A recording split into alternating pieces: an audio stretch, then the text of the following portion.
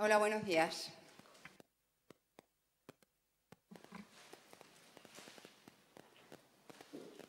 Buenos días. Empezamos entonces la segunda jornada de este curso dedicado a la mujer y el poder en el mundo romano. Para mí es una enorme satisfacción, primero, que mis compañeros hayan querido contar conmigo y, en segundo lugar, presentar a una persona que para mí tiene una deferencia muy especial. Conocen ya a Ángeles Castellano, es la coordinadora de este curso, es la directora de la que dirige el Departamento de Antigüedades Griegas y Romanas de esta casa, del MAN, que yo quiero tanto además.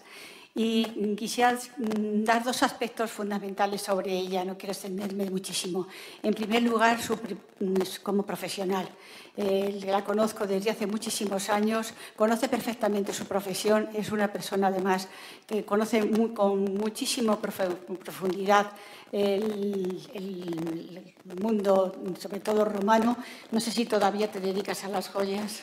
Antes yo te conocí en ese aspecto, pero en segundo lugar, un aspecto también para mí importantísimo porque va absolutamente unido a la otra. No solamente es una profesional de una gran envergadura que conocemos todos los que nos dedicamos al mundo romano, sino en segundo lugar porque podemos fiarnos absolutamente de ella, no solamente de su palabra, de su conocimiento, sino también como persona. Yo creo que es de las pocas amigas que he tenido durante muchísimos años, que siempre la he tenido a mi lado y siempre ha sido, no solamente conmigo, sino con todos los compañeros que estamos a su alrededor. Marigel, muchas gracias por esto y te cedo la palabra. Gracias, Pilar. Buenos días a todos. Continuando con lo que dijo el profesor Domínguez Monedero y el profesor Cabrero, nosotros hoy ya contamos con más datos, con fuentes clásicas, y es con lo que hemos contado para iniciar la conferencia. Hablar hoy de mujeres, como ya lo hemos hecho en otras ocasiones, es tratar un tema de total actualidad. Y aunque estas mujeres hayan vivido hace más de 2000 años, siguen despertando nuestro interés. Palabras e imágenes, como les decía, nos han servido para preparar esta conferencia para ustedes y han sido sin duda las fuentes clásicas, con escritores, historiadores como Plinio, Tácito, Suetonio, Dion Casio y Séneca, quienes nos han informado de la vida de estas mujeres ligada siempre, no lo olvidemos, a los hombres.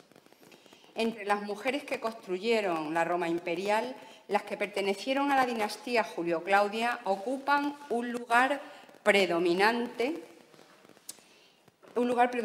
Su poder las convirtió en personas influyentes y, aunque su historia siempre estuvo unida a la de los hombres, como acabamos de decir, y fue narrada por hombres, tenemos hoy la enorme fortuna de conocer sus apasionantes y activas vidas, aunque ellas no fueran objeto primordial de ningún historiador. La familia Julio-Claudia, que gobernó el Imperio Romano más de 90 años, desde el año 27 antes de nuestra era al año 68, fue a lo largo de los siglos foco de atención por su singularidad y grandeza. La familia imperial incluía ascendientes y ramas colaterales de las familias Octavia, Claudia Marcela, Antonia, Vipsania, la familia Domicia y la Valeria. Asimismo, el hecho de que las uniones matrimoniales endogámicas fueran comunes dentro de esta extensa saga hace complicada la representación de sus relaciones familiares. De hecho, casi todos los matrimonios habidos en esta dinastía lo fueron entre familiares más o menos cercanos. La dinastía Julio-Claudia hace referencia, como todos ustedes saben, a los 5 primeros emperadores romanos emparentados con el gran Julio César y con la familia Claudia. Estos dirigentes que gobernaron el mundo fueron el divino Augusto, fundador de la dinastía, Tiberio, Calígula, Claudio y Nerón.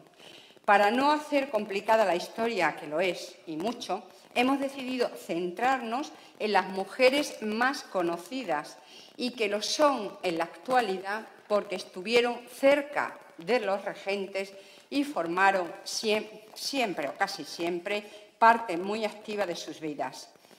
En el siglo I, la mujer había recorrido ya un largo y lento camino hacia puestos de mayor representatividad intelectual. Aumentaba su cultura y sus conocimientos por medio de la educación, las reuniones, las conversaciones y la lectura. Había probado fortuna en los negocios y era capaz de administrar sus propios bienes recibidos por herencia o adquiridos por ella.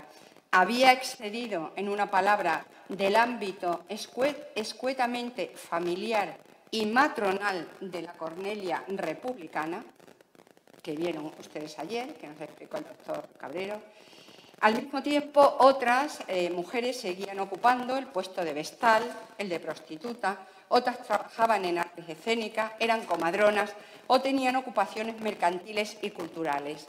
Las mujeres en el siglo I quieren y necesitan salir, exhibirse y ser admiradas, rasgos propios de la casa imperial. Pisan terrenos, por así decirlo, que hasta entonces eran exclusivos de los varones.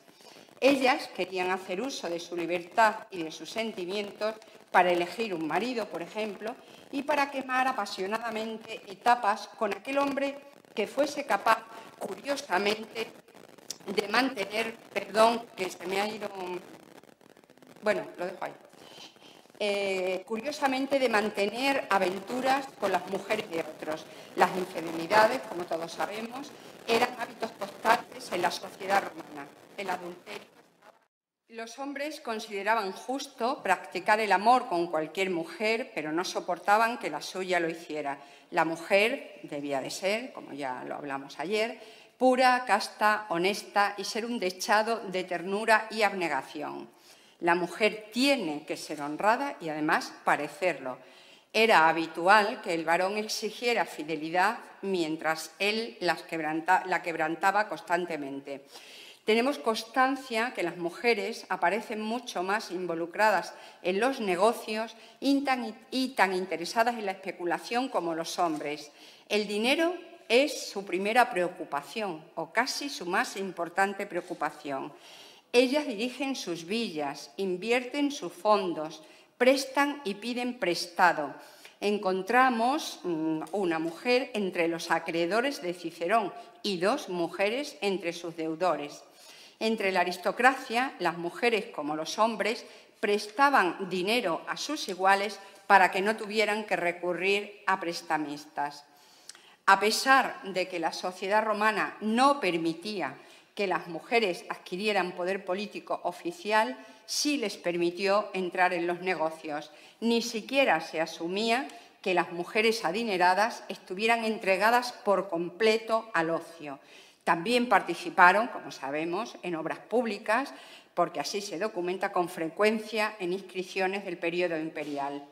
Dado que las mujeres tenían derecho a la propiedad, podían participar en las mismas transacciones comerciales y prácticas de gestión como cualquier propietario. Al igual que sus homólogos masculinos, su gestión, por ejemplo, con los esclavos, parece haber variado a lo largo del tiempo, sobre todo de este siglo I, desde la relativa preocupación a la indiferencia y el abuso total. Además de la posesión de tierras, se documentan mujeres de las clases altas como propietarias y como gestoras de empresas de transporte, por poner un ejemplo, comercio y algunas manufacturas. Adolescentes de hoy, del año 2021, ya eran adultos en Roma, donde la edad media de vida era infinitamente menor a la actual. El matrimonio, el divorcio, los hijos, los adulterios, toda la vida estaba regulada mediante leyes ordenadas y sancionadas por el Senado y el emperador. Las fuentes clásicas y documentos escritos, como los textos legales y la epigrafía funeraria o la conmemorativa, entre otras, nos hablan de las mujeres de este siglo I. Vamos a mencionar un momento a Calpurnia, la esposa de Julio César, modelo de paciencia, a Fulvia, tercera mujer de Marco Antonio, a quien financió su carrera militar, y que en el año 41 se erigió públicamente en defensa de la República. Es la primera mujer, Fulvia, que tuvo moneda acuñada con su efigie en Roma. A pesar de ello, acabó muriendo exiliada después de muchas intrigas y enfrentamientos a la edad de 38 años. Pertenecen a la familia Julio Claudia, de la que vamos a hablar, Octavia la mayor, hija de Ancaria, Octavia la menor, hija de Acia, Marcela, Antonia la mayor y la menor, Vipsania, Escribonia, las Julia, las Agripina, Mesalina, Popea, Drusila y Livila. Todas ellas de acentuada personalidad, ricas, con poder dentro y fuera de la casa imperial y, por tanto, con importante protagonismo público. Augusto fue el fundador de la primera dinastía imperial y es el gobernante símbolo de la grandeza de Roma. No se llevó bien, y así nos lo transmiten los historiadores, con las diferentes mujeres que tuvo a su lado, como su hermana, esposas, hija y nieta, con las que tuvo innumerables desavenencias. Su hermana Octavia es presentada por el filósofo Séneca como la antonomasia del llanto y dolor femeninos, la esposa fiel del infiel Marco Antonio, la madre cuidadosa de su hijo Marcelo, llamado a ser uno de los sucesores de su tío Augusto, pero que muere en plena juventud. La gran Octavia se convierte en rival y enemiga de Livia. Una muestra del amor fraternal que ambos hermanos, Augusto y Octavia, se tenían es el consentimiento que Octavia había dado para que su hijo Marcelo y su prima hermana Julia se casaran. Ante todo, estaba el recién creado imperio que necesitaba un heredero directo, y la mujer se hacía indispensable. La fecundidad femenina se convierte ahora más que nunca en algo de vital importancia para la familia imperial. No es solo la continuación de la especie, sino la continuación del poder dentro de la misma familia y hacer más fuerte el clan, su clan. Dice el historiador Suetonio que Octavia fue modelo de honradez y fidelidad y que jugó muchas veces el papel de mediadora entre Marco Antonio y Augusto. Incluso acudió a Grecia en el año 35 antes de nuestra era para proporcionar a su marido tropas y dinero. A su muerte, su hermano Augusto le concedió los mayores honores y destacó de ella su total entrega a la educación de sus 5 hijos para que fueran fieles servidores de Roma como lo había sido ella. Escribonia, antes de que Livia se convirtiera en poderosa emperatriz junto a Augusto y luego junto a Tiberio, Augusto había conocido y se había casado con Escribonia. Era una enérgica e inteligente mujer que contaba con 7 años más que Augusto y esto se notaba. Su hermano Lucio, el hermano de Escribonia, era uno de los personajes públicos y políticos más importantes e influyentes del Estado y Augusto necesitaba a este hombre a su lado para sus planes hegemónicos. Además, Escribonia hizo padre a Augusto, tuvo ese indiscutible mérito, si bien justo después del nacimiento de la niña llamada Julia, fue repudiada y Escribonia se fue a su casa. Todas, prácticamente todas las mujeres de la familia imperial tenían sus casas fuera del palacio, ya fueran bien de la familia paterna o materna. Había algunas que habían sido compradas por ellas, como en este caso, que estamos viendo la recreación en la imagen de la casa de Escribonia, ya que Escribonia tenía y explotaba tierras, negocio que le daba dinero y le facilitaba el estar relacionada con numerosas personas dedicadas al mismo comercio y a todo lo que rodea ese mundo. De la princesa Julia destacan los historiadores Tácito, Suetonio y Séneca su desenfrenada vida. Ellos nos dicen que admitía en masa a adúlteros en su habitación, que iba errante por la ciudad en busca de orgías nocturnas y hasta en el propio foro, donde paradójicamente su padre Augusto había proclamado las leyes contra el adulterio. Su belleza, los golpes de sus 3 matrimonios consecutivos, su utilización para servir a la causa estatal no entraban o no contaban con la comprensión de su psicología. Sin embargo, nunca podremos olvidar, no podrá olvidarse para el quehacer histórico, la fecundidad de la hija de Augusto. De ella nacieron 5 niños, una de las cuales, Agripina Mayor, fue otra mujer que sustentó el futuro imperio. Nadie alabó en su momento sus 5 maternidades, que tuvieron notoria importancia política, teniendo en cuenta además que las familias numerosas eran raras en el siglo I. El imperio se sustentó en su sangre y en la del general Agripa, y ella conocía el valor de este hecho.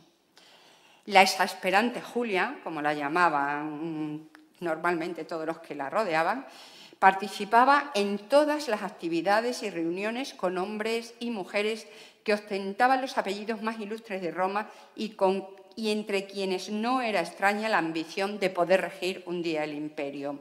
Julia, que ya había estado casada con Claudio Marcelo y con Agripa, tuvo que volver a casarse en el año 11 con Tiberio, un matrimonio impuesto que fracasó. Había tenido que obedecer a su padre y a Livia. Obedeció, pero no se conformó y sus aventuras continuaron. Hacía cosas con estas aventuras que iban contra las leyes y contra el Estado, y el Estado era su padre. Por otra parte, Livia y Augusto en esos momentos también habían dañado mucho a Tiberio, que estaba casado con Vipsania Agripina y la quería. Ambos estaban enamorados. Y se habían ocupado de divorciarlos y de que no se volvieran a ver nunca más, ya que anteponían su amor a los intereses del imperio, y en ese momento los intereses del imperio eran Tiberio y Livia y Julia juntos. Ningún emperador nunca de esta dinastía estuvo libre de amenazas políticas y de intentos de golpe de Estado. A las tensiones políticas se unían, naturalmente, las tensiones familiares y las sociales. Dominar el mundo conocido, como lo hacían ellos, era motivo de grandes envidias y, por tanto, de confabulaciones y oscuras tramas. Y allí estaba Julia, la hija del emperador, de la que decían que era una sentimental incorregible, y por ello sus amantes podían sin dificultad sacar provecho de ella por su influencia en la corte. La princesa Julia pensaba, por el contrario, que sentía que el amor era una forma de vida, no así sus amantes masculinos. Y en este contexto de poderes, sediciones y traiciones, Julia era un peligro y por ello Augusto decretó su exilio. La adúltera Julia, como se la llamó, y la intrigante jamás fue perdonada. En el año 2 fue exiliada a la isla de Pandataria y en el año 3 se la trasladó a Regio, donde murió en el año 14, pocas semanas después que su padre Augusto. Su aislamiento había sido casi total. Poca comida, un guardián, una pequeña isla de un poco más de un kilómetro cuadrado, en el mar Tirreno. La hija de Augusto dejó a sus hijos en Roma. Entre ellos estaba Agripina Mayor, predestinada, como todas, a servir los intereses públicos. Educadas en la obediencia, en el cuidado de la familia y en no abusar del lujo, ideales de la casa imperial Julio-Claudia proclamados por Augusto, muchas de sus mujeres no llegaron a hacer suyos estos ideales y actuaron a su conveniencia. Tal es el caso de Livia Drusila, que nace en el año 58 antes de nuestra era y muere en el 29. Cuando conoce a Octavio Augusto en una recepción, ella estaba casada con Tiberio Claudio Nerón. Tenía un hijo, el futuro princeps Tiberio, y estaba embarazada de otro varón, Druso el Mayor. Ella y su marido habían participado en la fracasada conjura del cónsul Lucio Antonio contra Octavio y habían huido de Roma, naturalmente, con el pequeño Tiberio. Cuando vuelven a la ciudad a finales del año 39 y en una de las recepciones de la Casa Julia, en el año 38 antes de nuestra era, conoce a Octavio. Desde ese instante, un flechazo, al parecer, Augusto repudia a Escribonia, como ya dijimos, y Livia se divorcia de mutuo acuerdo de Tiberio Claudio Nerón en el mismo año 38. El emperador le profesará a Livia de por vida un amor y una estima únicos, según palabra del historiador Suetonio en su obra Vida de los 12 Césares. Livia se convierte, así pues, en la esposa de Augusto cuando tiene 20 años y él tiene 25. Ella forma parte de una de las familias patricias más importantes de Roma, lo que conviene y mucho a Augusto. Con esta unión, Octavio, que ya era dueño de Occidente, pactó la reconciliación con las importantes familias del patriciado para lograr así afianzamiento, aceptación y una política de alianzas. Todos estos logros basados, naturalmente, en el dinero. Fue, por tanto, un matrimonio de conveniencia y un poco de amor, o al menos de admiración, del joven Octavio y de la heredera de una de las familias más representativas de Roma y que tenía gran peso en la sociedad. Livia era hija de Livio Druso Claudiano, que formaba parte de una importante y antigua gens perteneciente al patriciado senatorial. La que iba a ser emperatriz ya era notoria y tenía relevancia en la sociedad romana por su origen, la familia Claudia, y después por la familia del que fuera su marido, Tiberio Claudio Nerón, que además era primo suyo. Ahora, con este nuevo matrimonio con Augusto, se reafirma y aumenta naturalmente su poder. Por tanto, ella es influyente y poderosa desde su nacimiento y desde temprana edad se posiciona políticamente, ya que, por ejemplo, es partidaria, y así nos lo dicen las fuentes clásicas, que es partidaria y amiga de Marco Junio Bruto, que se opuso al régimen de César, debiendo exiliarse por ello. El origen aristocrático de Livia indica aspectos importantes de su personalidad, como la educación, la ideología y, sobre todo, su concepto del poder, del que era consciente y sabía utilizar magistralmente desde su lugar en la sociedad, lugar privilegiado, sin duda, como de todas las mujeres que vamos a hablar aquí y que se hablarán aquí. Instalada en el año 38 en la Casa Imperial, exhibe sobriedad y elegancia con una fuerte personalidad y una marcada ambición.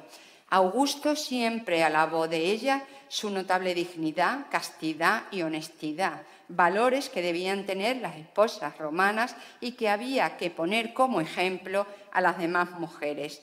Todos los matrimonios que se realizaban dentro del palacio o de familiares cercanos eran supervisados y, podíamos decir, bendecidos por Livia. Muchas familias aristocráticas pedían su consejo ante unas nuevas nupcias. Obedecer las leyes al emperador y servir a Roma siempre fueron sus objetivos, si bien hay historiadores, como Dion Casio, que nos dice que estos intereses los llevaba a cabo si satisfacían sus propios intereses y los de su hijo Tiberio, a quien ella eligió como regidor del Imperio Romano y procuró que nada ni nadie estorbara su propósito. Conseguir que su hijo Tiberio gobernara al fin la llevó años. Recordemos que tenía un hijo, su hijo Druso el Mayor, que era su favorito en realidad para heredar a Augusto. Era un excelente soldado y dotado de altas capacidades, pero murió el 14 de septiembre del año 9 a consecuencia de una caída de caballo. En Germania, Livia gestionó, intrigó, negoció. Todo ello lo hizo para conseguir que su hijo Tiberio fuera nombrado pública y oficialmente heredero de Augusto. Su poder es indiscutible en cuestión de la sucesión. Gracias a la influencia y presión ejercida, junto a la desaparición de los posibles sucesores, consiguió situar a la familia Claudia por delante de la gens Julia. Asimismo, su dominio destacado de la domus y el acatamiento a los preceptos legislativos emitidos por la política imperial de tradición augustea se establecieron como las bases de un comportamiento que sería modelo de primera dama y seguido por las siguientes emperatrices y otras mujeres de la Casa Imperial y de la alta sociedad romana. Durante más de 50 años tuvo un papel importante en asuntos políticos del Estado. Estaba informada prácticamente de todo lo que ocurría en su casa, en Roma y en el Imperio. Y podía influir, e influyó naturalmente, en su marido de manera decisiva en el momento de tomar una u otra medida social o política y, sobre todo, familiar. Conocemos su contacto directo con reyes y príncipes extranjeros como Herodes, rey de los judíos, y también su conexión con gobernadores provinciales a través de cartas y de audiencias públicas y en muchas ocasiones privadas. Mientras vivió Augusto, tuvo una gran ascendencia ante su marido, que ella misma se preocupó de mantener y hacer crecer utilizando todos los recursos que tenía a su alcance. Esta influencia y poder de ella sobre él la reconocía Augusto públicamente. Por otra parte, las fuentes literarias se hacen eco de que Livia acompañaba a Augusto en sus viajes tanto a Oriente como a Occidente. Asimismo, se evidencia su influencia para conseguir cargos para sus amigos y partidarios y se pone de manifiesto su clientela propia, necesaria para vivir, dicho sea de paso, con cierta tranquilidad dentro del palacio y estar enterada de cualquier eventualidad. Le iba la vida en ello. Los adversarios de Livia no duraban mucho tiempo en la corte, ni en la vida. Sus amigos sí. La información, el saber, es poder y era poder. Es el caso que vemos, por ejemplo, de Marco Salvio Otón, abuelo del futuro emperador Otón. La influencia de Livia sirvió para que éste ascendiera a consulado. A Galba le apoyó durante su cursus honorum y en el año 68 Galba emitió moneda con la efigie de Livia, lo que se interpreta como un agradecimiento público. Su familia la consideraba amable y cariñosa y muy discreta, pero también a la vez muy severa y perseverante hasta la opresión en muchas ocasiones, y por ello la odió su hijo Tiberio. Se reconocía su inteligencia y dotes de persuasión, su facilidad para hacer clientes y amigos, pero también fueron conocidas sus intrigas y decisiones sobre quién o quiénes debían estar cerca del emperador y quiénes no.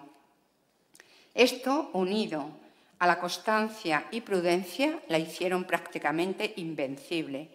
Tenía el estatus de inmunidad e inviolabilidad, que le fue concedido en el año 35 antes de nuestra era, pero Livia no era invulnerable y tuvo que enfrentarse, no sin cierto dolor, como ella llegó a reconocer, a la fama de manipuladora o de envenenadora, aunque nunca se manchó las manos.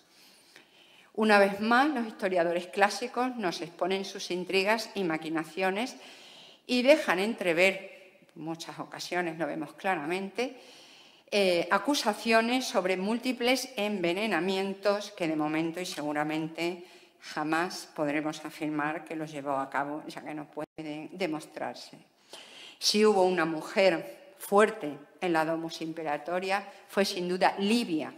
Su forma de actuar, su presencia, aún sin estar presente, serán el legado para las demás mujeres de la dinastía. Se convierte en el paradigma de mujer no solo de la dinastía Julio-Claudia, sino también es un referente en el imaginario de la sociedad romana y con gran protagonismo en el ámbito público, como ya hemos mencionado. El poder de esta Ulises mujer o de esta Ulises vestida de mujer, como la definió su bisnieto Calígula, no es fácil de definir con parámetros actuales, aunque hay evidencias, como estamos viendo, de que fue más que considerable este poder, a pesar de ser una persona buena y mala y querida y odiada, todo ello a la vez. Muere muy mayor, para ser el siglo I, muere con 86 años. Había vivido ya 15 años sin Augusto en su casa, ella ya retirada en su casa, pero aún así al corriente absolutamente de todo cuanto sucedía y de la vida de su hijo, tanto en Roma como en Capri, donde en esos momentos estaba Tiberio. Cuando muere, en su funeral, en el año 29, no hubo honores ni una laudatio post-morte como merecía su elevado rango. Tiberio vetó cualquier muestra de dolor o de honra a su persona y dijo que ella ya tuvo durante toda su vida unos privilegios que nadie tenía y no iba a darle más. Era única, especial, y como esperaba esta actuación de su hijo, Tiberio, había hecho prometer a su bisnieto Calígula y a su nieto Claudio que se ocuparían de darle todos estos honores a su muerte. En ese año 35, en el del que decíamos antes, se le había otorgado, al tiempo que a Octavia, la hermana de Augusto, la tribuniquia santísima. Este honor llevaba innato el estatus de inmunidad e inviolabilidad, siendo considerado cualquier ataque a su persona como una ofensa al propio Estado de Roma. Por otro lado, también tenía el privilegio de la celebración oficial de su cumpleaños. Esta prerrogativa, hasta el momento, solo estaba reservada a los hombres de la Casa Imperial. Cuando muere Augusto en el año 14, ella fue nombrada sacerdotisa del culto imperial, cargo público con alta representatividad. Este título público sin precedentes en una mujer de la Casa Imperial le proporcionó una función de Estado vinculada a la religión y privilegios propios del colegio de las vestales. Se le concedió un lector y un carpento, un carro, para su desplazamiento. El culto al Divus Augusto fue prioritario para ella. Por el testamento de Augusto pasó a pertenecer a la gens Iulia con el título de Julia Augusta, como reconoce Suetonio. En el año 41, ya llevaba años muerta, fue proclamada diva por su nieto Claudio al procurar para su abuela honores divinos, aunque no fue la primera dama deificada de la familia Julio-Claudia, ya que Calígula había deificado anteriormente a su hermana Drusila. En este sentido, Livia pasaba a formar parte del panteón divino romano, lo que consolidaba la legitimación del poder de la dinastía Julio-Claudia. Asimismo, se puede afirmar que fue la primera mujer que, al adquirir la condición de divinidad, alcanzó una dimensión y una enorme relevancia social muy preeminente, ya que estableció ese modelo del que hablábamos antes y un precedente para la veneración y el culto de las sucesivas divas de la Casa Imperial. Es la emperatriz romana más representada. Sus retratos en monedas, gemas, bustos, estatuas son numerosos, por lo que alcanzó una gran dimensión y presencia social en todo el territorio. Se erigieron estatuas en su honor como emperatriz, como mujer y como diosa, y numerosas inscripciones de todo tipo nos hablan de ella. Su rostro se conocía en todo el imperio. La propaganda imperial funcionaba y debía funcionar perfectamente. Y ella personificaba los valores y virtudes de la política augusta: salus, pietas, justitia y pax. Quien la veía a ella seguía viendo a Augusto. Como acabamos de ver con Livia Drusila, estamos ante la figura de una mujer que marcó y estableció diferencias e impuso un estilo determinado. Conjugó el papel de matrona romana con su participativa actitud en los asuntos de gobierno y de este modo se erigió como la primera en traspasar fronteras vedadas hasta ese momento al mundo femenino. Y es que en numerosas ocasiones, o en casi todas, la verdad es que no pidió permiso para hacerlo. Sin duda, su legado prevaleció, ya que cada una de las mujeres de las sucesivas dinastías imperiales subió un peldaño más para que la siguiente ascendiera.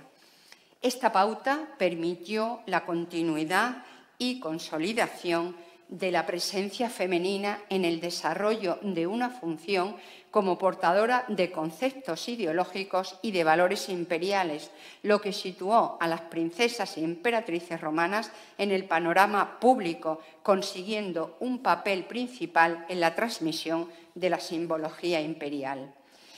Dado que los más ambiciosos aristócratas, en el buen sentido de la palabra ambicioso, estaban con frecuencia fuera de casa en campañas militares o deberes administrativos en provincias, algunas veces durante años, el mantenimiento de las propiedades familiares y las decisiones comerciales eran a menudo dejadas a las esposas que corrían la misma suerte que sus maridos, la muerte, si eran acusadas de traición al emperador o cualquier de otra culpa, fundada o no.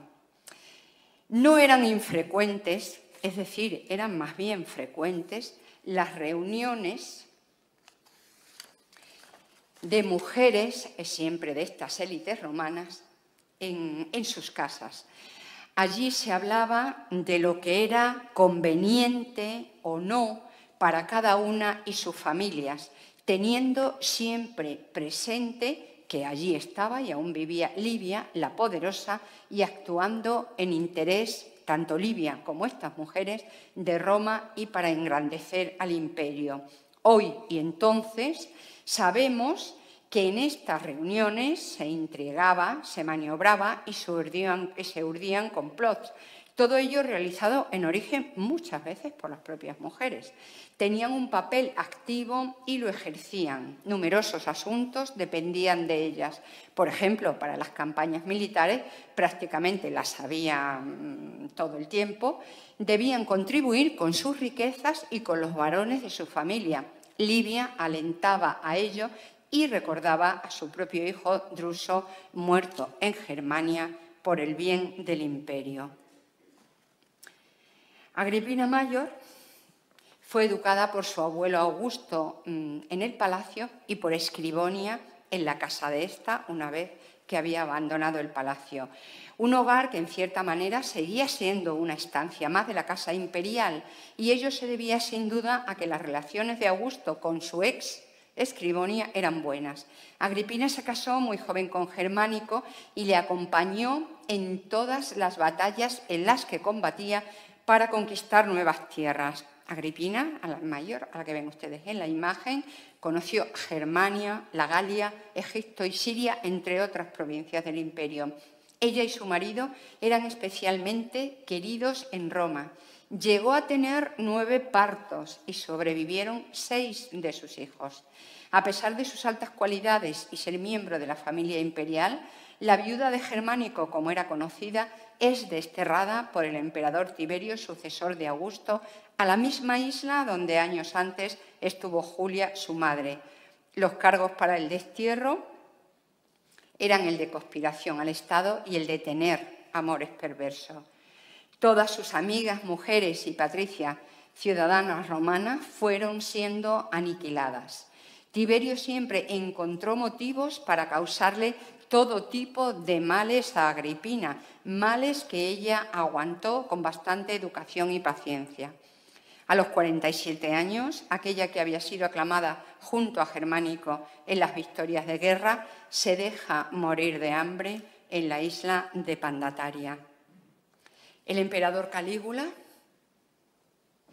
cuyo nombre imperial fue Cayo César Augusto Germánico, pertenecía a la familia de los Claudio por su linaje paterno y era hijo de Germánico y Agripina Mayor, bisnieto por sangre de Augusto, y se convirtió en miembro de la familia Julia cuando su padre Germánico fue adoptado por Tiberio. El pequeño Calígula, que nació en un campamento de soldados, dio muestra de perturbaciones mentales muy pronto y las mujeres que tuvo a su lado así lo manifestaron, según nos narran los historiadores clásicos.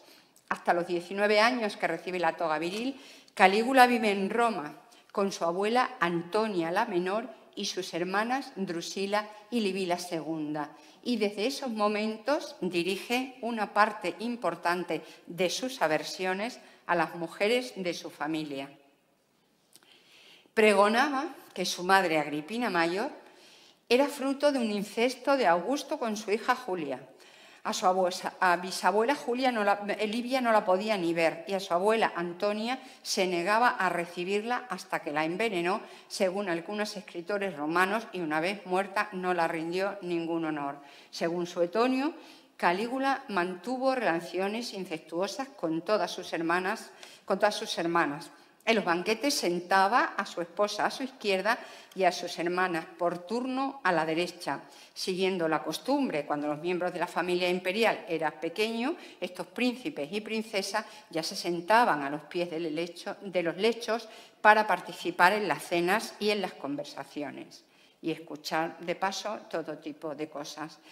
Tenemos que pensar que las tres hermanas de Calígula, Drusila, a la que ven en la imagen, Livila y Agripina la mayor, y por su propia vida, habían aceptado ese papel que el emperador quería para ellas y que no era conveniente mover ni tramar nada. A la vez que sentían temor, se sentían protegidas con actuaciones, como cuando Calígula ordenó en el Senado que se añadiera a todos los juramentos la siguiente fórmula: no me tendré a mí mismo ni a mis hijos, debían decir los senadores, en mayor estima que a Cayo César y después de él a sus hermanas.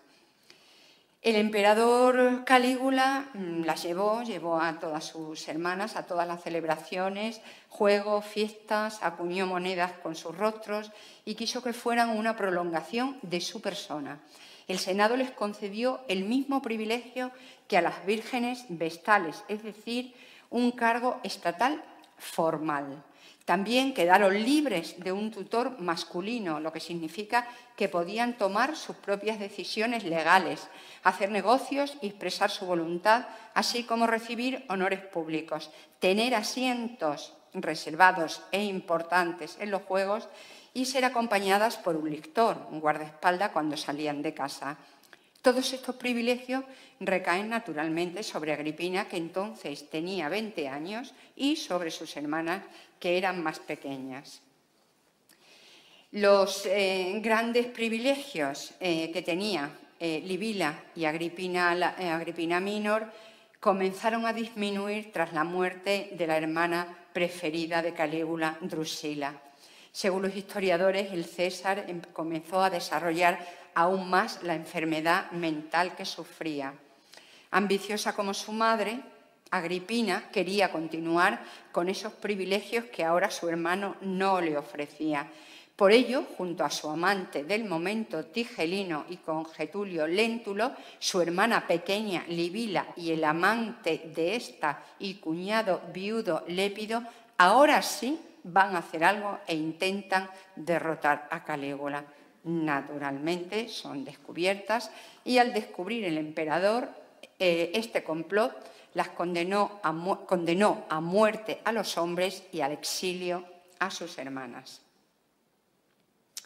Calígula, aquel hombre al que la naturaleza alumbró para destrucción y oprobio del género humano, es hoy, en la actualidad, sobre todo por parte de historiadores anglosajones, motivo de cierta rehabilitación.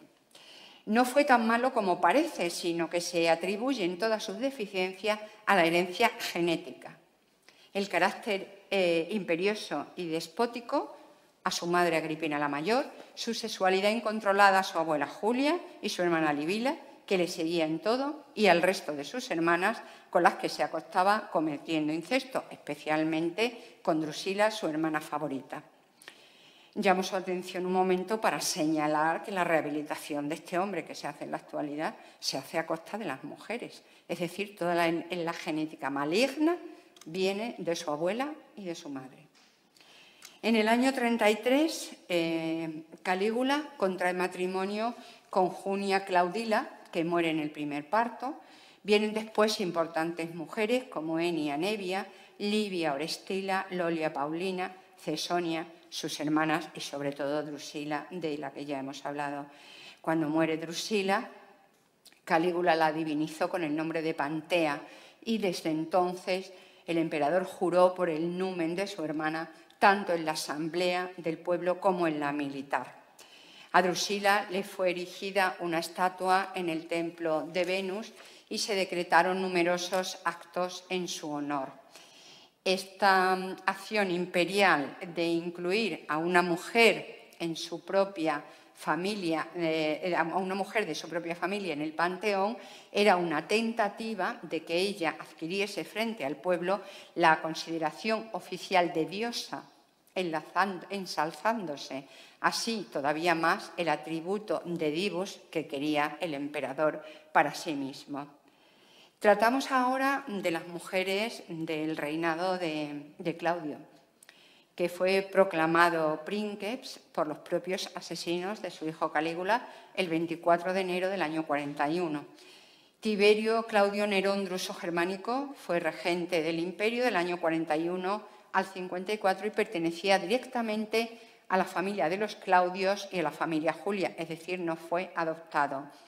Desde niño convivió con su abuela Livia, con Antonia Minor, su madre, a la que ven en la imagen, y con sus prometidas Emilia Lépida y Livia Medulina, y con la que fue su esposa Plaucia Urgulanila, hija de un cónsul. Naturalmente fue un matrimonio pactado, ya que la madre de la joven era amiga de Livia. Pocos años después, Plaucia fue sospechosa de asesinato y de conducta liberal. Cuando Claudio se divorció de ella, tenía 2 hijos, Drusio y Claudia. La bebé Claudia, que solo tenía unos meses, fue dejada desnuda, la bebé, a la puerta de la casa de Plaucia, ya que se descubrió que en realidad, efectivamente, no era hija del emperador. También Claudio se divorció de su siguiente esposa, Elia Pétina, a la que se acusó de ofensas leves. Con ella tuvo a su hija Antonia, que fue obligada a casarse 2 veces con quienes no amaba, pero con hombres con los cuales tenía que representar el poder de la casa imperial. Y llegamos a Valeria Mesalina, que nos suena a todos. Valeria Mesalina entra en la escena social y política de Roma en el año 39, cuando se casa con Claudio. Será su esposa imperial durante 7 años, hasta que es asesinada con 23. Mesalina, desde el principio de su relación, conocía bien a Claudio y a toda la familia imperial, ya que eran parientes lejanos. Por tanto, era experta en las intrigas del poder y en lo que el poder de palacio con Calígula como emperador en esos años podía darle a ella en su vida. En el momento de su unión, de su matrimonio, Claudio tiene 50 años y Mesalina 14. Se convierte así en la tercera esposa del divino Claudio, a quien dio 2 hijos, Británico y Claudia Octavia, y a los 16 años es proclamada emperatriz. El historiador romano Suetonio nos cuenta en su obra 12 Césares que Mesalina decía amarlo, y eso bastó para que Claudio, quien, como ya hemos dicho, había tenido 2 fracasos conyugales, reconsiderara el volver a casarse con una joven tan hermosa. A ojos de la madre de Mesalina, Domicia Lépida, el matrimonio era muy ventajoso para su familia y no se equivocó, sigue narrando Suetonio, pues después de la caída de Calígula, Claudio fue proclamado emperador, de modo que Mesalina y los suyos subieron a lo más alto de la jerarquía social. Suetonio nos sigue narrando en su obra que, pese a estar, como hemos dicho, emparentada con la familia imperial, Mesalina no gozaba de una buena posición económica en el hogar de sus padres. Así pues, al no poseer una dote digna de atraer a un funcionario de renombre, la joven tuvo que conformarse con aceptar el cortejo del que entonces era el hazmerreír de la corte, Claudio, el tío del entonces emperador Calígula, cuya atención había captado por su juventud y belleza. El nuevo emperador, Claudio, es cierto que estaba enamorado de su esposa. Mesalina se valió de este poder que ejercía sobre su consorte para lograr sus objetivos personales, que iban desde simples caprichos para satisfacer sus deseos hasta terribles ejecuciones. Había tenido, y así lo demuestran o lo corroboran los historiadores, una buena maestra, Livia. Todas las fuentes literarias, todas, nos transmiten que fue célebre por su belleza y por las constantes infidelidades a su esposo. Según nos narra el poeta Juvenal, llegó a prostituirse en el barrio de Subura bajo el apodo de Liscica, la mujer loba. Además de competir en numerosos retos de tipo sexual y participación activa en todo tipo de fiesta, otra de sus preocupaciones fue la denuncia y venganza contra quien no la obedecía. Con un poder casi absoluto y junto con su amigo el liberto Narciso, intrigaba hasta que lograba que Claudio firmara las penas, incluida la muerte, que ella en realidad había decidido. Nadie podía librarse de sus órdenes y su poder se iba haciendo cada vez mayor y más fuerte. Deliberadamente convencía a su marido que todo lo hacía para librarle de los numerosos trabajos y peligros que le acechaban y aliviarle de su carga, de su pesada carga imperial. Mesalina instiga la ejecución de la hermana de Calígula y, por tanto, sobrina de Claudio, Julia Livia. La emperatriz vio en ella y veía en ella una clara enemiga al tener cierta influencia sobre su tío Claudio, que la escuchaba en audiencia pública y se reunía con ella también en privado. Los días pasan y Valeria Mesalina ya no puede ver a Claudio. Desea que desaparezca. En una palabra, como dicen los escritores, le aburre. El escritor romano Tácito nos cuenta que Mesalina llegó a casarse con Cayo Silio, celebró su boda con toda solemnidad, se puso el velo nupcial, sacrificó ante los dioses, se sentó entre los invitados y recibió besos y abrazos de todos sus familiares, amigos y conocidos. Lógicamente, la casa del príncipe estaba horrorizada por el ultraje de la bigamia de la princesa. Había que condenarla sin ni siquiera juzgarla. No lo merecía. Nadie se atrevía, cosa lógica, a dar la noticia al emperador y fue a una mujer, la cortesana Calpurnia, a quien le fue encomendada la misión. Acompañada de su amiga y también amante de Claudio, una joven llamada Cleopatra, solicitan ver a Claudio en privado. Calpurnia se abraza a las rodillas del emperador y clama llorando que Mesalina se ha casado con Silio y que éste quiere el gobierno de la ciudad. La emperatriz tiene que morir. Es obligatorio para Roma. No es un complot político más. Ella ha traicionado al imperio, burlando el poder y las leyes.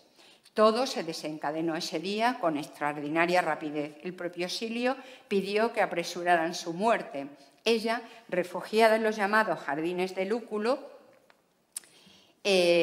para ocultarse allí, trataba de prolongar su vida y con ella acudió su madre Domicia Lépida, con la que no se llevaba bien, pero que estuvo en esos momentos a su lado.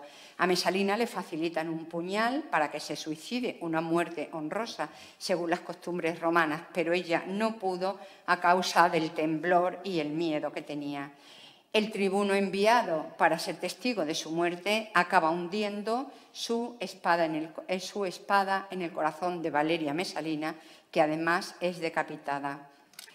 De nuevo, el historiador Suetonio nos dice: cuando Claudio se enteró de todas las infamias y conjuros de su esposa, afirmó ante la asamblea de pretorianos que era su propósito permanecer célibe, puesto que las relaciones con mujeres y los matrimonios le salían mal. Incluso ordenó a su guardia pretoriana que lo mataran si se volvía a casar, promesa que no cumplió, ya que contrajo de nuevo matrimonio. Arrancó el vivo amor que sentía por Mesalina, no tanto por la indignación que le produjeron sus ultrajes, sino por el miedo al peligro de perder el poder por las conjuras que habían tenido lugar esos días. Claudio era extremadamente miedoso y, debido a la humillación sufrida tras la muerte de Valeria Mesalina, decretó que su nombre y su efigie fuera borrada de todos los lugares públicos y privados. Muchas mujeres pasaron en esos momentos por la vida de Claudio, pero la principal fue sin duda Agripina la Menor, hija de su hermano Germánico, su sobrina, por lo tanto, y que ya tenía un hijo, Domicio. el futuro emperador Nerón, digno de la colección imperial. Agripina es una figura clave en la complicada historia de la familia Julio-Claudia y en la fuerte personalidad de sus mujeres. Ella, aprovechando su derecho como miembro de su familia que era a besar al emperador y las múltiples ocasiones que tenía de mostrarse tierna con él, le hizo enamorarse de ella mediante caricias. Estas caricias y algunas cosas más, evidentemente, hicieron que el propio Claudio sobornara a algunos emperadores para que fueran ellos quienes propusieran en el Senado que Claudio y su sobrina se casaran, alegando que esta unión, considerada incestuosa por la ley, era del máximo interés para el Estado. De llevar a cabo este asunto se encargó el censor Vitelio, amigo personal del emperador. Al día siguiente de la aprobación en el Senado, Claudio y Agripina se casan. La historia de Roma nos cuenta que este hecho produjo una gran subversión en toda la ciudad. Todo el pueblo pensaba que el Estado quedaba nuevamente en manos de una mujer. No era Mesalina, pero era otra mujer. En realidad, Agripina se había sentido favorita desde el principio. Ya usaba bastantes poderes y ejercía muchas veces como esposa en la casa de Claudio.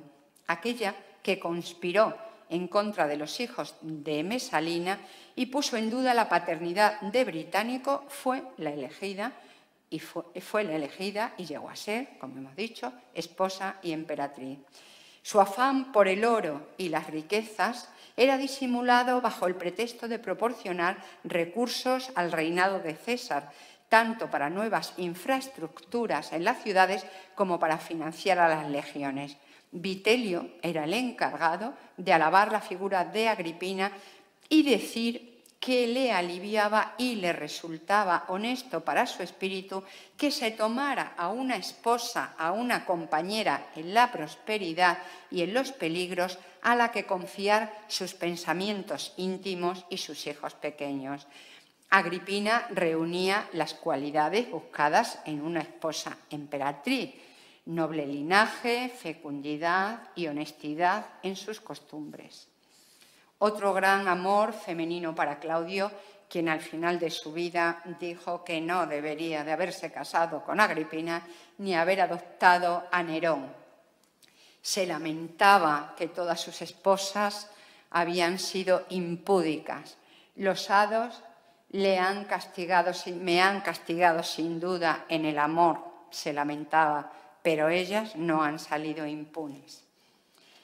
Julia Agripina, conocida en la historia antigua como Agripina la Menor, muere a los 44 años. No hay nadie como ella, ni en esta dinastía ni en las dinastías siguientes del Imperio Romano. Fue la hija primogénita de Germánico y Agripina la Mayor, bisnieta, por tanto, de Marco Antonio y Octavia. Era además hermana del emperador Calígula y sobrina y esposa del emperador Claudio y madre del emperador Nerón. Lo que inculcó Agripina madre a Agripina hija fue el sentido de la excelencia, la competencia y el orgullo de familia poderosa, de princesa romana. Con 13 años, atractiva, hermosa, festiva y alegre siempre, se casó por primera vez con el cónsul romano Enobarbo. Fue este quien dijo de su futuro hijo: de la unión de Agripina y mía solo puede salir un monstruo. Y de esta unión, efectivamente, nació 9 años después Lucio Domicio Enobarbo, conocido como Nerón.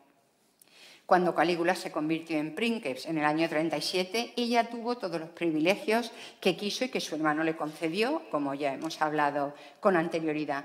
Los autores clásicos la definen como una mujer ambiciosa, igual que lo era su madre. Esta ambición la llevó a participar en un complot contra el emperador y, descubierta, fue condenada al exilio, separada de su hijo Nerón, que se quedó en Roma al cuidado de su tía paterna, cosa muy habitual en la educación de los hijos.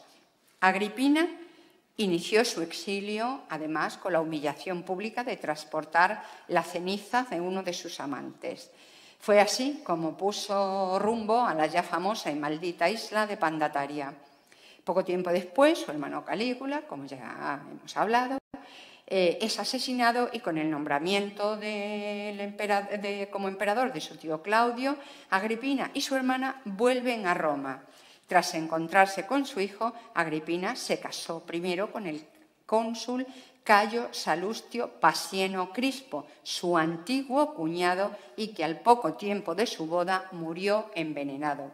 Tanto en el Palacio Imperial como en el de Nerón, Julia Agripina vivió siempre rodeada de amigos influyentes, amigas, esclavos y libertos siempre fieles a ella. Las libertas y esclavas de confianza eran necesarias en la vida de palacio o en la simplemente doméstica.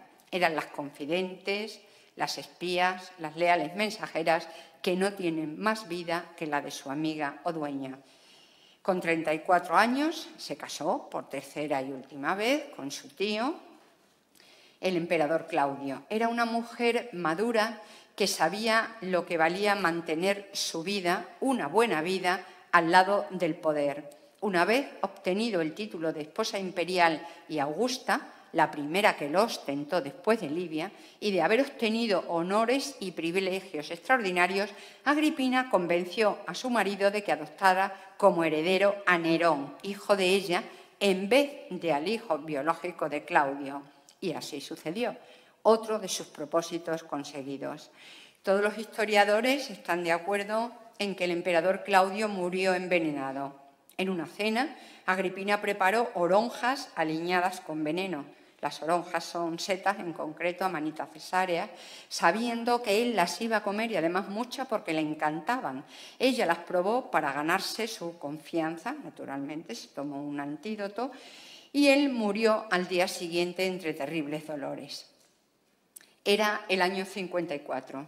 La sucesión al trono de su hijo se hizo así real. Nerón es el último princeps de la dinastía, proclamado adulto a la edad de 14 años y emperador a la de 16. Se casó con su hermanastra Octavia Claudia, de quien se divorció poco después y fue desterrada y ejecutada. Los clásicos nos informan que Agripina utilizó a su hijo de manera ostentosa para gobernar Roma. Madre e hijo estaban siempre juntos, pero el círculo de amigos empezó a poner a Nerón en contra de Agripina, que se igualaba en muchas ocasiones con él en el poder. Y este círculo de amigos le dijo a Nerón que la conducta de su madre era sospechosa. En las fuentes clásicas para los años que Agripina fue augusta del Augusto Claudio, solo se recogen algunas de las actividades más extraordinarias de la princesa, entre ellas varias teorías conspiratorias que llegaron al Senado. Algunas llegaron al Senado y otras no. Sabemos también que ella se defendió, tuvo que defenderse en el Senado, a pesar de que algunas veces el Senado no le dio la razón. Es decir, no era tan temida como podíamos creer hoy de la emperatriz de un imperio, sino que tuvo que enfrentarse a algunos de sus acusadores. Otras de las actividades que recogen es que en el año 52, en Jerusalén, territorio romano de Judea, los judíos ven a los romanos como opresores y colonizadores, mientras que los romanos ven a los judíos como fanáticos religiosos. En el año 41, Claudio había colocado como gobernador de Judea a Herodes Agripa I, nieto del famoso Herodes. Y precisamente, este Herodes Agripa, no era ni muy religioso ni practicaba antiguas tradiciones. Los incidentes del año 52 formaban parte de la escalada de tensiones de violencia que culminaría con la gran revuelta judía del año 66, que acabó 4 años más tarde, cuando Tito saqueó Jerusalén y dejó tan solo un muro, el hoy conocido como Muro de las Lamentaciones. Agripina estaba al lado de los judíos y aliada con Herodes Agripa en contra de los samaritanos. Junto al rey y a otros amigos, procónsul, procurador y gobernador, debatía interminablemente con el emperador acerca de las soluciones posibles para esta provincia del imperio. Ella obtiene el título extraordinario, el título de Augusta.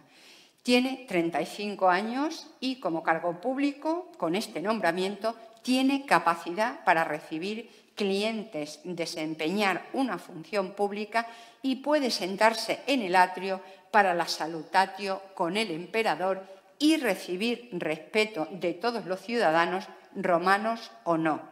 Es decir, tenía potestas, el poder de hacer actos en públicos, si bien, como dice Tácito, no podía estar, y eso ya era un corte hacia ella y solo destinado a los varones, ya no podía estar ni en la curia ni en el Senado.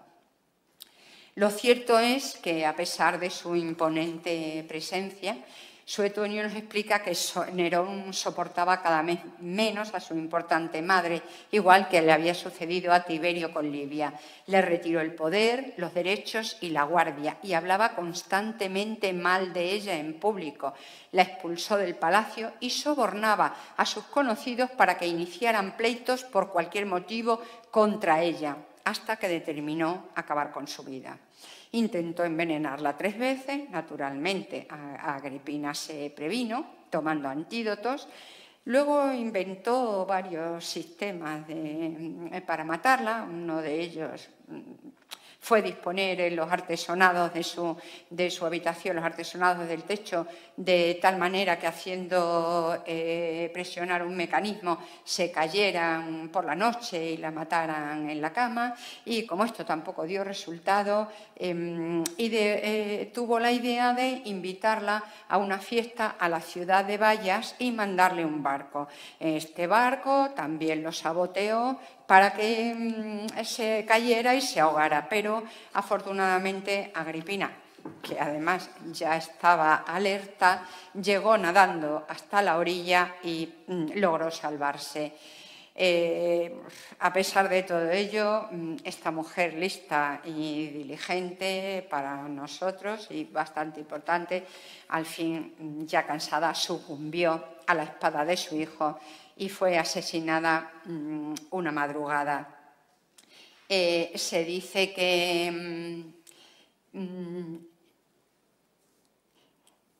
hay otra mujer importante en estos momentos y se dice que, como todas las anteriores, intrigó hasta el último minuto para ponerse en lo más alto del poder. Esta fue Popea Sabina. Popea Sabina muere a los 35 años y fue una de las mujeres más bellas de su tiempo. Influenció en Nerón para terminar con Agripina, con Claudia Octavia y con Séneca. Un día del año 65, Nerón, muy enfadado porque su mujer llegaba tarde de una carrera de carros, le dio un puntapié en su vientre, es la versión que conocemos, la versión más famosa. Le dio un puntapié y ella abortó y murió. El emperador, arrepentido, ofreció un cortejo fúnebre y decretó varios días festivos en su honor. Nunca pudo olvidarse de ella, aunque a juicio de Tácito esta mujer lo poseía todo menos honestidad. Los historiadores modernos, volvemos otra vez a ellos, no obstante, afirman que Suetonio, Tácito y Dion Casio tenían grandes prejuicios contra la figura de Nerón y, ante la imposibilidad de conocer sucesos privados, reconocen que Popea pudo haber muerto debido a complicaciones durante el embarazo o el parto. Nerón se suicidó a los 30 años, el último emperador de la dinastía, y sus restos fueron llevados al sepulcro de los Domicios en Roma por sus nodrizas Égloge y Alejandría, junto con su amante y liberta Acte.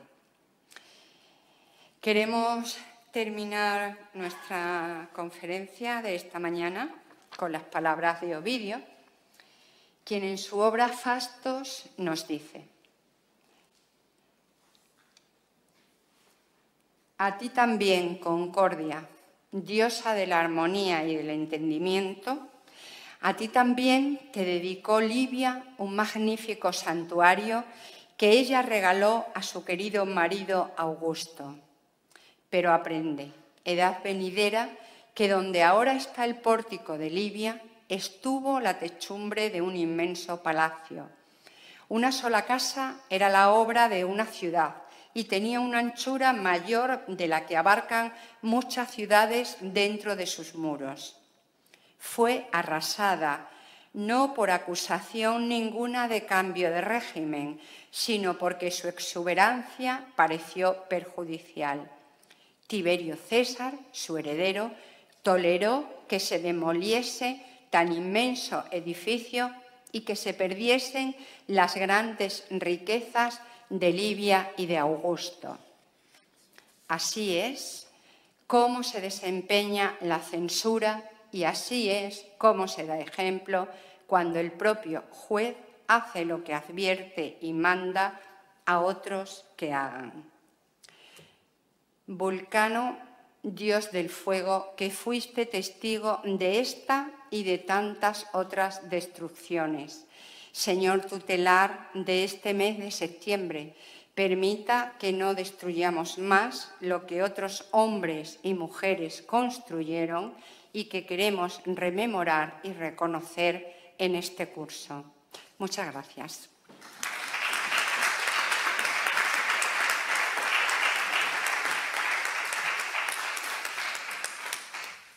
Gracias, Marigel. Magnífica conferencia. Yo aquí me sorprende una cosa, y me ha sorprendido de siempre, y es que las mujeres Julio-Claudias, las mujeres de la época de Julio-Claudios, mayoritariamente son vistas por la historiografía como poco edificantes. Hay pocos modelos que podamos rescatar como, precisamente como eso, como modelo para la posteridad, ¿no? Yo no creo que fuera tanto así. Bien lo has dicho en un momento dado, cuando se intenta reivindicar la figura de Calígula, que estaba como unas maracas, digan lo que digan, e intentan que esas maracas sean culpa de las mujeres que lo rodeaban. Yo creo que hay mucho de eso en toda la historiografía sobre las mujeres Julio-Claudias. Puede haber algo real, pero es curioso, ¿no? Bien, si queréis, hacemos un breve turno de preguntas, un cuarto de hora aproximadamente, y les dejo las palabras. ¿Hay alguien en el chat? En el chat, únicamente felicitarla porque os ha gustado mucho, magnífica ponencia, fantástica, muchísimas gracias. Bueno, pues vale. Desde el chat nos unimos a la felicitación. ¿Sala? Si hay algo, me lo dices en el chat. Sí, sí. ¿Sala?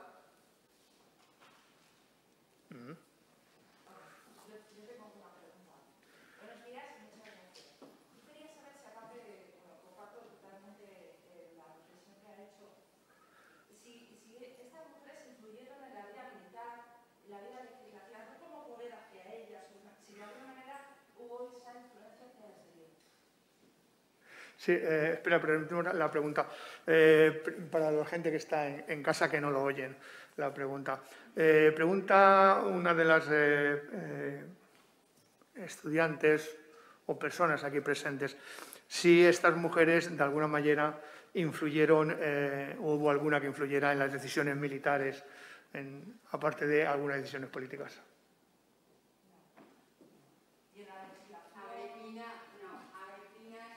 No, Agripina Mayor está con Germánico y le apoya en las revueltas, e incluso ella, sabemos por los historiadores, por las narraciones, que le acompaña y pasa revista, digamos así, y sofoca una rebelión en Germania, pero no. Se la reconoce hasta determinado punto, pero no tienen ese poder ni esa influencia ni en ninguna decisión. Lo que sí es cierto que cuando toman decisiones tipo, bueno, incluida Livia y todas ellas, que le ponen el papel para que firme o a través del liberto o a través del secretario, Ellos muchas veces miran el papel o no le miran, como hacemos en la actualidad, que firmamos y ya está. Pero no tienen ese poder. Sí, hay una pregunta en el chat. Nos preguntan desde el chat si la fama de Livia como envenenadora tiene alguna base histórica. Si tiene base histórica la fama de Livia como envenenadora. Sí. Hay historiadores que hablan, su amiga, Marcela no, ¿cómo se llama? Me parece que se llama Marcela. Sí, ella tiene una amiga que es reconocida en todo Roma como maestra en todo tipo de hierbas. Es una especie de médico curandera que la mandó incluso Livia a Germania para que curara a Germánico, que Germánico muere una vez que ésta le ha aplicado todos los ungüentos que la ha mandado Livia. No se llama Marcela, pero sí tiene un nombre parecido. No, Marcela tampoco. Bueno, pero sí tiene base desde ese momento. Y luego todos los niños pequeños que mueren. Ella tiene sus propios médicos y sus propias libertades que saben de hierbas y de historia de esas. Sí. Sí, yo creo que... Pero claro, la historia, cada uno cuenta lo suyo. Es verdad que no es lo mismo leer el ABC que leer El País. Pues no es lo mismo leer a Tácito que a Suetonio, que a Juvenal, que a Dion Casio. Pueden coincidir en un 80%. Entonces, ahora ya depende de lo que nos agarremos nosotros o de lo que interpretemos nosotros. La corriente ahora de todos estos escritores anglosajones y escritoras que están de moda es ponerlos a todos por las nubes y decir que es que todos los historiadores antiguos los tenían mucha manía. El problema fundamental es Suetonio. Suetonio cada vez tiene menos credibilidad. Y pero en cambio, es lo que hemos tenido 2000 años, sí, Suetonio. Y ahora mismo se mira con muchísimo cuidado Suetonio, he visto que también es utilizado mucho. Quizá Tácito, pero Tácito tiene todos estos autores, Suetonio Secuestre, Tácito es de orden senatorial y tienen absolutamente en contra de toda la...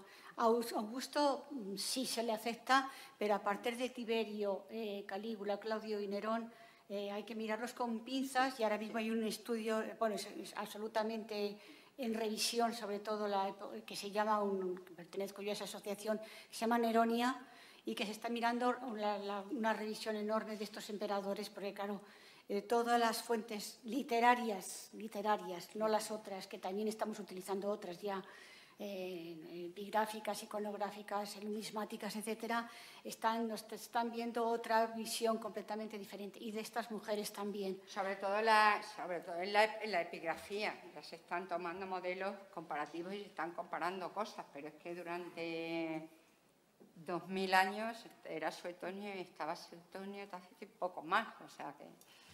Ay, me parece, ¿te referías a Locusta? No. Ya lo he estudiado yo también.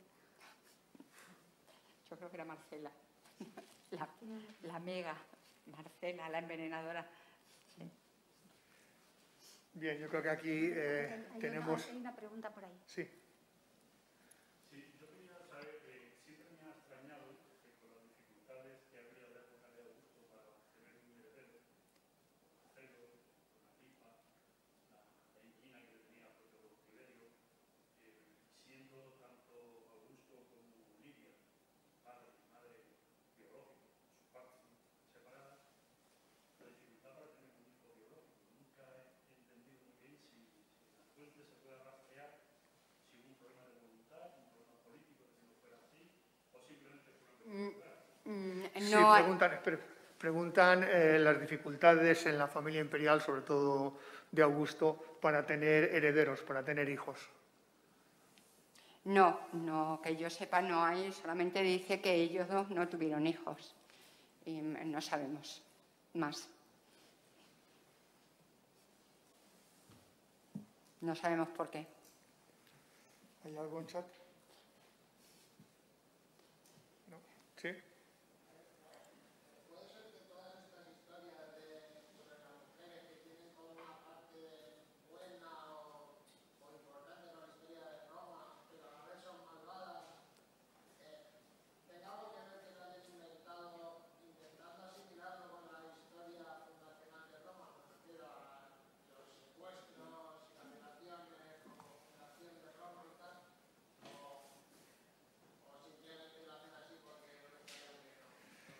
Sí, preguntan si puede haber alguna relación entre la visión que se está dando de las mujeres en época imperial, en época Julio-Claudia, con las mujeres de la época fundacional. ¿Con las mujeres de la época? De la época fundacional de Roma.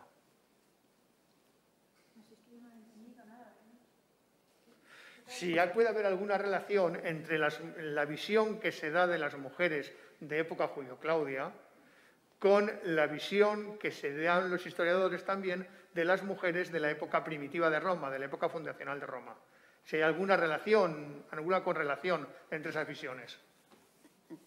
No. No. Cada una es como es.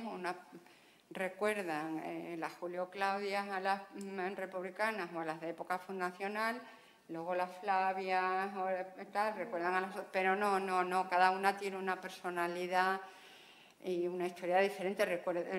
O sea, es que todas ellas las conocemos y sabemos sus características principales, y unas veces señalamos una y otras veces señalamos otra, y unas veces son buenas y otras veces son malas. Mira para ella y para su familia. Eso para ti puede ser malo, pero para ellas es lo mejor, evidentemente, puesto que es su familia y en su familia va el imperio. Tenemos que darnos cuenta que todas ellas viven a la sombra de los hombres. O sea, todo lo que extraemos de las mujeres es leyéndonos todos los textos clásicos que hablan y tienen como protagonistas a hombres, y vamos extrayendo cuando hay una línea que habla de Octavia, de Agripina, de Mesalina, extraemos. Cada una tenía su personalidad y algunas, pues, es que creo que en el siglo II, ¿saben? Las mujeres de Sabina y todas estas, de Trajano y Adriano, vamos, de Livia ni se acordaban ni se querían acordar, creo yo, no tenían mayor... Cada una tenía fuerte personalidad y estábamos hablando de élites. O sea, de dueñas del mundo. No, hay que tener en cuenta que esas mujeres de época fundacional, como bien decía el profesor ayer, no son mujeres reales y son modelos, son arquetipos para justificar determinadas actuaciones. Sin embargo, ya a partir de finales de la República y en la primera parte del Imperio que estamos tratando hoy, son mujeres reales. Son mujeres que existieron realmente, de las que tenemos información bien iconográfica o bien textual. El único problema es que esa información textual la podemos tomar literalmente o la podemos evaluar críticamente. Realmente lo que dicen los textos definen o describen realmente cómo eran ellas o no. Es donde podemos dudar, donde podemos entrar en discusión. Pero estamos hablando, por un lado, de mujeres que son arquetipos, que no son reales y que son utilizadas como modelo para explicar determinados comportamientos, y mujeres que son reales. Por eso no se puede pensar que la descripción que hacen los historiadores de las mujeres de época Julio-Claudia está condicionada o quiere reflejar de alguna manera la actuación de esas mujeres de la época fundacional. No. Yo quisiera hacer una pequeña aclaración. Me ha parecido interesantísimo lo que has empezado a describir como las mujeres que están ya en el siglo I y siglo II, que además me ha llamado muchísimo la atención. La enorme independencia que empiezan a tener desde el punto... Tienen, por supuesto, su tutor, pero realmente también las leyes permiten que no hagan así de claro, que hagan caso a un tutor cuando no es conveniente, y se lo aceptan. Son mujeres que muchas de ellas ya tienen su independencia económica, efectivamente. Muchas porque no les queda más remedios. Muchas veces son libertas, que adquieren su libertad, su independencia, pero que tienen que vivir, y entonces montan un negocio y viven de ello, y algunas muy bien. Eso lo vamos a ver, O sea, que eso ese es aspecto enormemente económico de las importante y hay que mujeres tenerlo en cuenta. lo veremos esta tarde.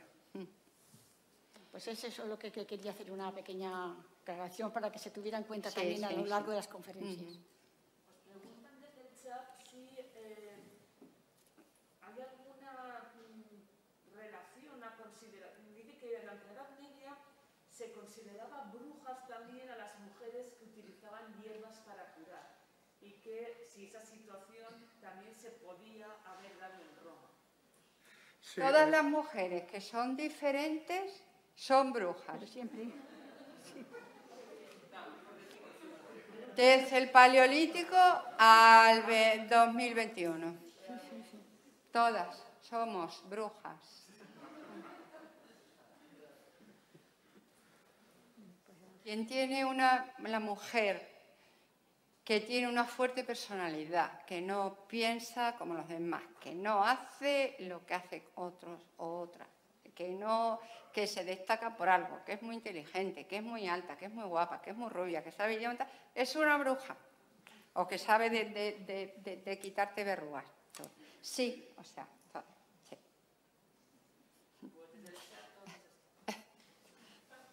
Bueno, pues nada, dejamos como 20 minutos. Javi, un momentino. Hablando de las fuentes precisamente, y con lo que has dicho ahora, me genera todavía más. Hay, tanto Tácito como Suetonio como Dion, algunos de estos escritores tenían intereses creados, tenían afán, pues no sé si podéis acreditar a toda la dinastía Julio-Claudia, de solo potenciar, digamos, las cosas más malvadas, si había algo creado para ello, o es que realmente... Dependía si un escritor estaba al servicio del emperador, en este caso, yo qué sé, bueno, Séneca, nada porque escribió todo cosas, Séneca me gusta mucho, era preceptor de Nerón y tal, bueno, al final es Nerón el que le manda a matar, pero bueno, si tenían intereses directamente relacionados, sí, claro, era todo alabanza y tal, pero la inmensa mayoría escriben después y entonces cada historiador tiene también, son unos brujos, porque tiene cada uno su propia personalidad y cuentan las cosas como quieren. Y el mismo hecho se puede interpretar de dos formas distintas, o el titular de la noticia lo puedes dar de dos formas distintas. Intereses en alabarlos mucho o degradarlos mucho, pues dependía de cada uno de ellos. Yo creo que sí se atenían y es que por nuestro propio instinto de supervivencia debemos creérnoslo, que el 90% o el 95% es todo verdad y es todo bastante neutral. Que hay que leer entre líneas, siempre hay que leer entre líneas, pero hemos de creer que sí. Yo soy muy radical en este aspecto. Igual que hoy en día un periodista, un historiador, cuando hace una historia, tiene muy claro cuál es el interés de su historia, qué quiere comunicar, qué impresión o qué visión quiere dar. Eso sucedía en la antigüedad. O sea, hoy en día alguien que escribe una historia de la Guerra Civil Española, que es lo que más nos puede afectar a nosotros y lo que más cerca está, pues dependiendo de su ideología política, y estamos casi a un siglo de la guerra, dependiendo de su ideología política, va a contar unos aspectos diferentes de la guerra o lo va a enfocar de una manera diferente. Esto sucedía en la antigüedad. Evidentemente, los historiadores de la época de Augusto, los que escriben en época de Augusto, como Tito Livio, pues se van a buscar todo aquello que favorezca en ese momento a la dinastía reinante. Por eso, cuando se habla de la historia primitiva de Roma, para una gran parte de los historiadores, Polibio, que no tiene tendencia política marcada, aparte de defender probablemente a la familia que le había acogido en Roma, que es una familia ligada a los Escipiones, pues Polibio para los historiadores es el Catón, y lo que dice Polibio a misa. Y lo que dice Polibio muchas veces se contradice con lo que dice Tito Livio, que es el gran historiador romano. Entonces, todos los historiadores de la antigüedad, todos van a tener unos presupuestos y una ideología marcada, y van a defender en sus escritos esa ideología. Y van a dar una visión, como decía bien Pilar, en un sentido o en otro de un mismo personaje o de un hecho, como decía Marigel. Van a dar un sentido de ese hecho viéndolo de una manera o viéndolo de otra, porque ellos tienen su ideología. No hay alguien aséptico que cuente la verdad como el Catón, no hay alguien que escriba, como las actas del Senado, escriba el dictado tal y como son las actas. Ellos interpretan la historia. Y una vez que tú entras en la línea de interpretar la historia, Pues ahí depende de tus creencias, de lo que tú, cómo te caiga el personaje. Yo cuando escribo, pues depende mucho de cómo me cae ese personaje de la antigüedad. Y no es que lo haga conscientemente, pero al final te sale. Resaltas los aspectos positivos y te cae bien, vas a resaltar más o te vas a hacer más incisión en los aspectos positivos, y si te cae mal vas a hacer más incisión en los negativos. Es naturaleza humana. O sea, no hay un historiador aséptico totalmente al 100%. Podemos intentarlo serlo. Yo lo procuro, pero yo soy consciente de que a veces no lo logro. Y eso pasa a lo largo Siempre, de la sí, historia. no hay verdad verdadera. La envenenadora, la bruja de Libia, se llamaba Martina,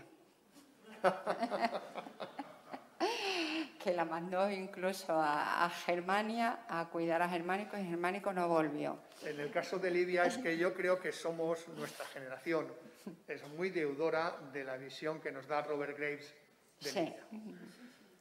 Es muy deudora. Tenemos que pensar que Robert Graves estaba muy informado, conocía muy bien las fuentes. Pero las fuentes pecan de esa parcialidad de la que estábamos hablando.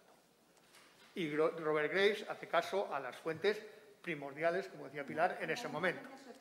En ese momento. Y todos tenemos, yo creo que esa visión de Libia matando a todos, incluso hijos suyos, nietos, sobrinos, le daba igual, para colocar en el trono a su hijo. Todos tenemos esa visión. ¿Eso fue verdad? No sabemos. No sabemos. Pilar es revisionista, está con la escuela anglosajona, que dice que Libia era muy buena. No, tampoco. Era bruja. No puede, los parámetros del año 14 son los del año 14 y no son los mismos que ahora. Sí.